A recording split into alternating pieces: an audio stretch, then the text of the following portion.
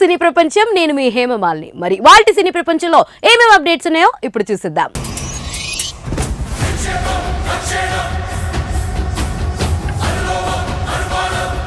ఓటే పని చేసేనాకి ఓకే నాకు బతికేనాకి ఇంత పెద్ద బతికెందుకు?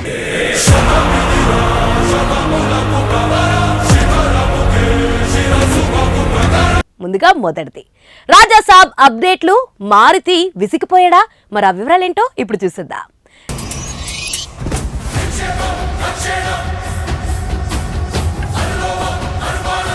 డార్లింగ్ ప్రభాస్ రాజా సాబ్ గురించి అభిమానులు ఎంతో ఆశగా ఎదురు చూస్తున్నారు. ఇందులోనే వింటేజ్ ప్రభాస్ ని చూపిస్తానని నమ్మకంగా ఉన్నారు. ఇంతవరకు ఈ రాజా సాబ్ నుంచి వచ్చిన పోస్టర్లు అభిమానుల్ని ఆకట్టుకున్నాయి. ఈ చిత్రంలో ప్రభాస్ కామెడీ నెక్స్ట్ లెవెల్లో ఉంటుందని అంటున్నారు. అయితే ఈ చిత్రం అంతకంతకు ఆలస్యం అవుతూనే ఉంది. అసలు ఈ మూవీ వస్తుందా లేదా అన్నది కూడా డౌట్ గానే మారింది. ఒకప్పుడు కేవలం తెలుగు మార్కెట్ వరకే ఈ చిత్రాన్ని చేస్తున్నామని చెప్పారు. కానీ ఇప్పుడు పాన్ ఇండియాగా మార్చేశారు. పాన్ ఇండియా స్థాయికి తగ్గట్లుగా మార్పులు చేర్పులు చేశారు. దీంతో సినిమా ఆలస్యం అవుతూనే ఉంది. ఇంకా విఎఫ్ఎక్స్ పనులు పూర్తి కాలేదు. ఇదొక హారర్ కామెడీ సినిమా అని తెలుస్తూనే ఉంది. ఈ చిత్రానికి విఎఫ్ఎక్స్ వర్క్ చాలా ఉందని అంటున్నారు.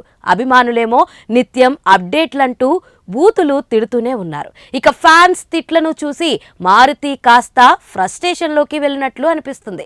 విఎఫ్ఎక్స్ పనులు జరుగుతున్నాయి, ఇంకా ఆ కంపెనీల నుంచి అవుట్పుట్ రాలేదు. సినిమా అంటే ఏ ఒక్కరి పనో కాదు, కలెక్టివ్గా నిర్ణయం తీసుకోవాల్సి ఉంటుంది. సరైన టైంకి అన్నీ కుదిరాక అప్డేట్లు వస్తాయి. అప్పటి వరకు కాస్త ఓపికతో ఉండండి, సహనం వహించండి అంటూ మారుతి ట్వీట్ వేశాడు. ఇప్పటికే దాదాపు షూట్ పూర్తయింది. కొంత టాకీ పార్ట్ సాంగ్స్ షూటింగ్ మాత్రమే బ్యాలెన్స్ ఉందని మారుతి చెప్పుకొచ్చాడు. ఇప్పటి వరకు కొన్ని కంపెనీల నుంచి వచ్చిన విఎఫ్ఎక్స్ అవుట్పుట్ అదిరిపోయిందని, ఇంకా కొన్ని కంపెనీల నుంచి అవుట్పుట్ రావాల్సి ఉంది. పాటల షూటింగ్ కంప్లీట్ అయితే రిలీజ్ చేసే సింగిల్స్ అందరినీ ఎంటర్టైన్ చేస్తాయి. మా కష్టాన్ని మీరు చూసి ఆనందించాలి, అభినందించాలి అని నాకు కూడా ఉంటుందని మారుతి ట్వీట్లు వేశారు.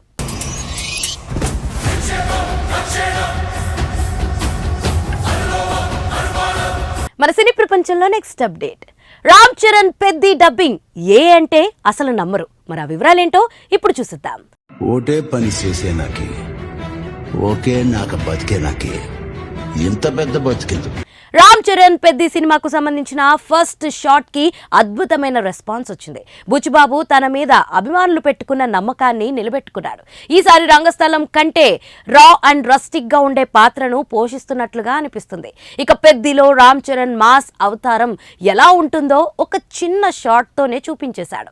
ఈ గ్లిమ్స్ లోని చివరి షాట్ ఇక కొన్నేళ్ల పాటు అలా గుర్తుండిపోయేలా ఉంటుంది. ప్రస్తుతం రామ్ చరణ్ పెద్ది మీద భారీ అంచనాలైతే నెలకొన్నాయి. ప్రస్తుతం ఏది ఒరిజినల్ పిక్, ఏది ఫేక్, ఏది ఏఐ అన్నది అర్థం కాకుండా పోతుంది. అసలు ఇప్పుడు ఏఐని ఎంతగా వాడేస్తున్నారన్నది ప్రత్యేకంగా చెప్పాల్సిన పని లేదు. ఏఐతో మునుముందు చాలా ప్రమాదం ఉందని మన వాళ్ళకి అర్థం కావడం లేదు. ఇక ఇది సినిమా ఇండస్ట్రీలోకి ప్రవేశిస్తే పెద్ద పెద్ద స్టార్లు పని చేయాల్సిన అవసరం కూడా ఉండదేమో. వారి మొహాలతోనే ఏఐ పూర్తిగా ఓ సినిమాను చేసి పెట్టేలానే ఉంది. తాజాగా రామ్ చరణ్ పెద్ది డబ్బింగ్ చెప్పినట్లుగా, రామ్ చరణ్ నోట డైలాగ్స్ వచ్చినట్లుగా ఓ ఏఐ వీడియో వైరల్ అవుతుంది. దీన్ని ఎవరైనా చూస్తే అది ఒరిజినల్ వీడియోనే అని అనుకుంటుంటారు. ఇందులో రామ్ చరణ్ ఏదో మాట్లాడినట్టుగా ఉంది, కానీ అది పెద్ది సినిమాలోని డైలాగ్ను చెబుతున్నట్లుగానే ఉంది. ఇక ఇలాంటి యాప్స్, ఏఐ వీడియోలు ఇప్పుడు నెట్టింట్లో ఎంతగా పాపులర్ అయ్యాయో అందరికీ తెలిసిందే.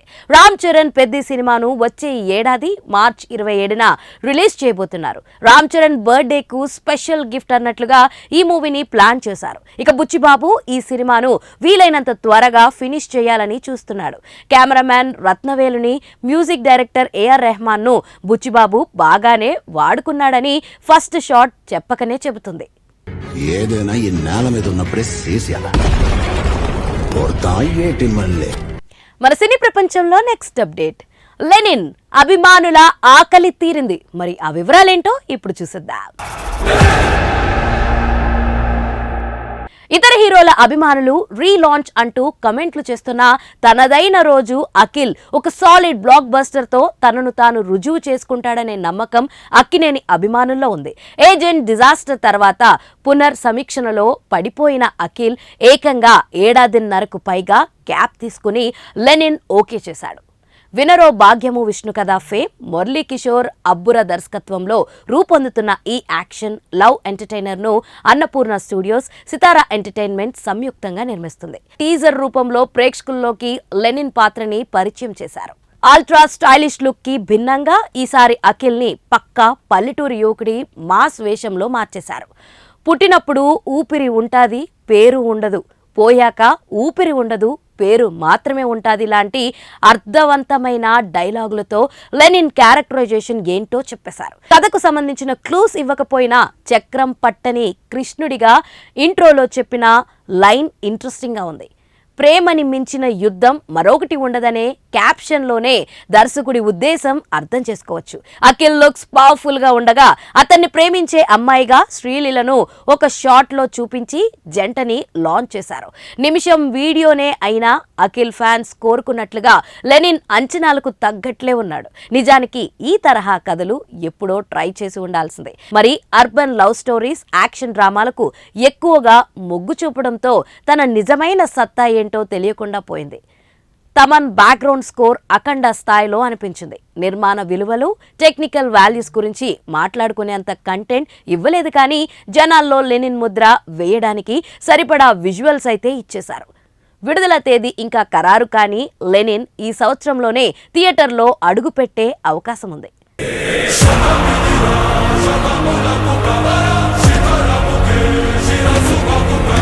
చూశారు కదా, ఇదండి ఇవాల్టి సినీ ప్రపంచం. మరొక ఇంట్రెస్టింగ్ ఎపిసోడ్ తో మళ్ళీ కలుసుకుందాం. అప్పటి వరకు చూస్తూనే ఉండండి పూరా local. This is your Hemamalini signing off. Bye.